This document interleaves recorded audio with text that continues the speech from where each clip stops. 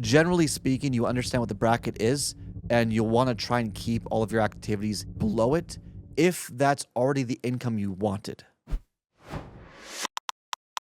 Welcome to the Retire on Time podcast. I'm Mac Decker with David Franson here from Kedrick Wealth.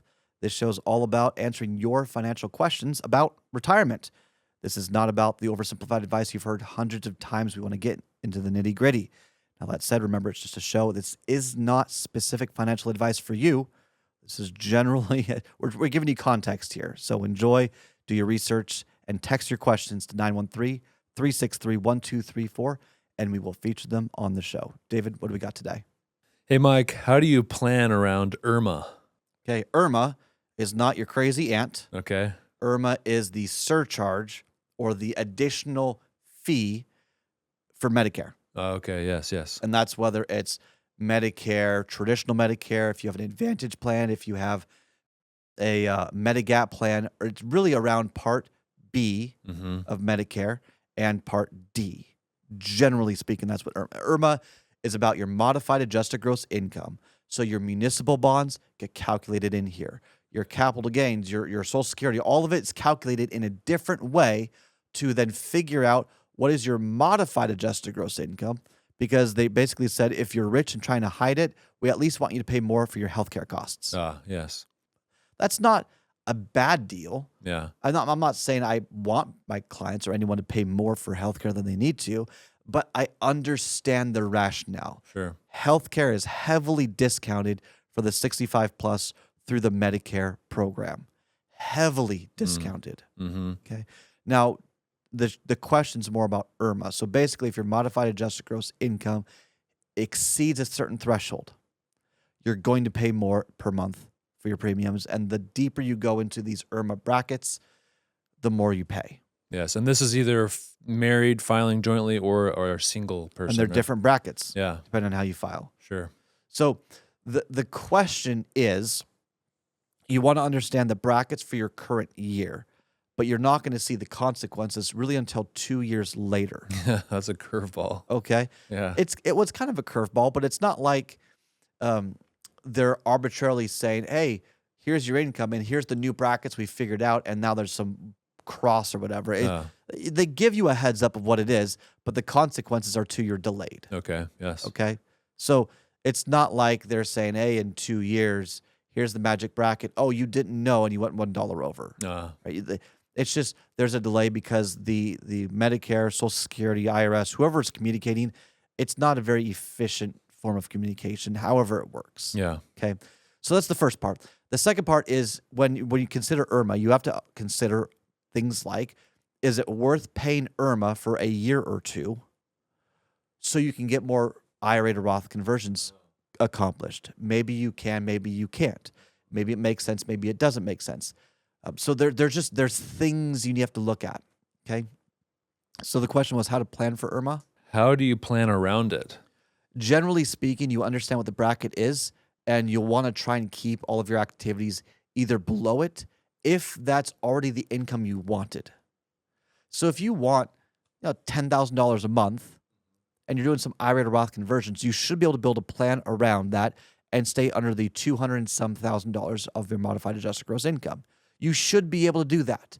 If you want $20,000 a month, that's $240,000 a year as net income, you're in the IRMAA brackets.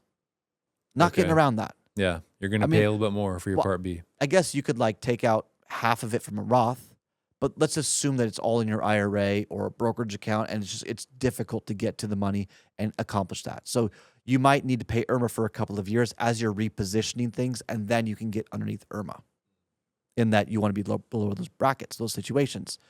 A sidebar real quick for women, because women typically live longer than men, you need to be very careful about IRMAA because you might be comfortable with the income that you have while you're doing a married filing jointly situation. Your spouse is alive, you've got a higher IRMAA bracket, but when your spouse passes, the surviving spouse might now want more income than the single tax bracket for IRMAA and might start paying for IRMAA. So this is why tax planning is an important part for longevity purposes, okay?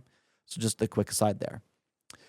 There's one interesting form that the IRS has that allows you to protest or contest IRMAA in any given year. Okay. It's Form SSA-44. And it basically says if you have a life event, you can fill out this form, send it in, and you might get approved for a reconsideration that you don't need to pay IRMAA. That was a one-off situation. So we've had clients that were transitioning to retirement, which is a life event. Yeah. So work reduction or retirement are two of the 6 to 8 life events that qualify. Okay. And we just said, yeah, they bought a new house in preparation for retirement, but they had to pull money out from different sources and things like that. It crossed the IRMAA threshold. We wrote a nice letter, filled out the form, sent it in, and they approved it. I'm not saying that's guaranteed approval every single time, but they approved it. Medicare is actually a very kind government organization. If you're just respectful with them, if you're very open about what's going on, and you stay within the guidelines of the threshold of their parameters, like they're very forgiving. They're not sitting there saying, well, if I reject this, my income goes up. That's not really a situation for Medicare. Right. So when you understand work reductions and or one-time events or just one-off, just things that happen, you can usually write a letter, pair it, go into the office, contest it, get a review. If you get a rejection of a review, you can then appeal it. And then there's a couple of other things that you could do at that point on how to kind of escalate it. Maybe it could be for medical reasons or other things that aren't in the standard SSA-44 form. But it's not hard necessarily to do this. Now, here's where I'm going with it, okay? Let's say you want to retire at 60 years old, okay? Okay. And RMDs are a concern. Taxes are a concern. Yeah, and they're concerning because you expect tax brackets to go up in the future. Most of your assets are saved in the IRA. Okay. And so all of your income is going to be taxed on ordinary income. If taxes go up or RMDs become an issue, RMDs meaning that you're going to pull more from an RMD than the income you already want. So it forces you in a higher tax bracket. Right. There are many reasons why you might be concerned about the future. So from 60 to 61, 62, 63, 64, you're retired and you're doing high IRA to Roth conversions. Well, what if you can kind of work part-time too, kind of create a situation to where you would qualify for a life event? What if you are working from 60 to 65 years old or 60 to 64 years old, and in that you have a work reduction? So you're earning less, you're part-time retired, part-time working, you do more aggressive conversions, and then at 65 when you retire, you say, oh, I retired, fill out the form, put it in there. You'll get the letters in December. You have until January to protest it. But there are many ways that you can line up strategies, life events, and so on that you are completely honest with Medicare and the Social Security Administration. You never want to lie to the government. Don't do it. Don't screw around with that. Don't try to fudge the numbers. Be honest with the government. But if you're able to craft your narrative in an honest way that lines up with the parameters that they're looking for, then it might be you turn 65, you're on Medicare, now it's a thing, but you qualify to not pay it because things shift. Not a bad way to do it. Yeah. But this goes back to micro or mini portfolios, where this portfolio is really what you're doing from 60 to 65 years old. This one's 65 to 67 years old. You file for Social Security, now 67 on. You've got different strategies for different timelines with different groups of money. Yeah. The detailed planning makes a difference, especially when it comes to planning for IRMAA. Thanks for watching this show. Make sure to like and subscribe to the show as we're coming back over and over again with new content answering your retirement questions. Don't forget to text your questions to 913-363-1234. And most of all, go to retireontime.com to grab a copy of the book, the workbook, the checklist, the prompts, the calculators, all the resources we have available to help you prepare to retire on time. I'm Mac Decker with David Franson. We want to thank you for spending your time in our show today.